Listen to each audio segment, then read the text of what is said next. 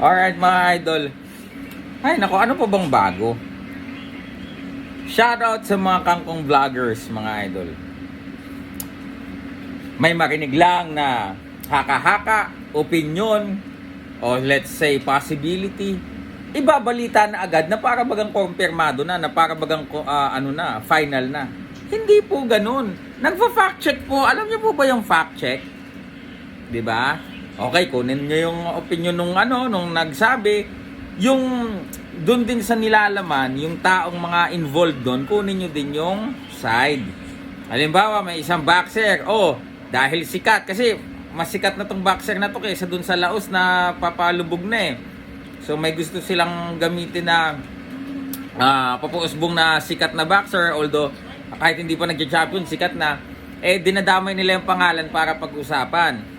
Ngayon, unang-una sa lahat, alam niyo naman kung sinong agent nun nung boxer na ginagamit nyo, nasasabihin nyo, undercard. Men, di ba binira nyo nga yung boxer na yan? Yung sikat na boxer na yan, binibira nyo?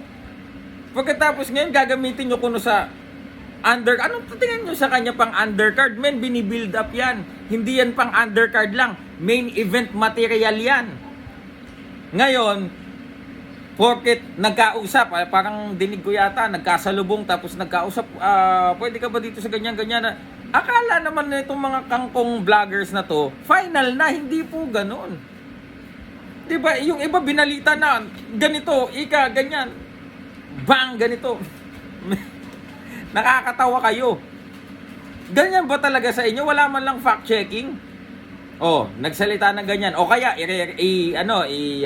i-quote mo siya, magpapaalam ka muna. Di ba? Pwede ko po bang ma-interview? Pwede ko po bang gamitin ito? Ganun yun. Di ba? Kahit yan shotgun interview, yung mga biglaan, magpapaalam ka. Baka makasuhan ka pa. May mga vloggers pong minamanmanan ngayon dahil sa nami-misquote itong mga ilan sa malalaking tao, minisquote nila na pinapalabas na ganito daw ang sinabi. Kausap po ako kanina ng ilang mga tauhan na nag-aasikaso po dyan. Magdasal na kayo mga fake news vloggers, ha? Okay? So mga kaibigan, maging maingat po kayo sa pagtanggap ng mga balita. Ang tendency ganun, hype, 'di ba? Hype. Sige, hindi natin walang mapaglagyan yung excitement natin, mag-hype tayo. Sige, mag-hype tayo na mag-hype kahit wala na sa lugar.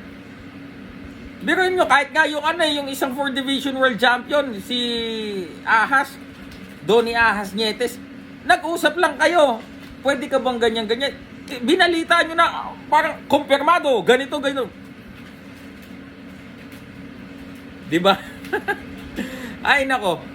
Tingnan mo tuloy. Nasunog na naman kayo, nakuryente kayo. 'Di ba?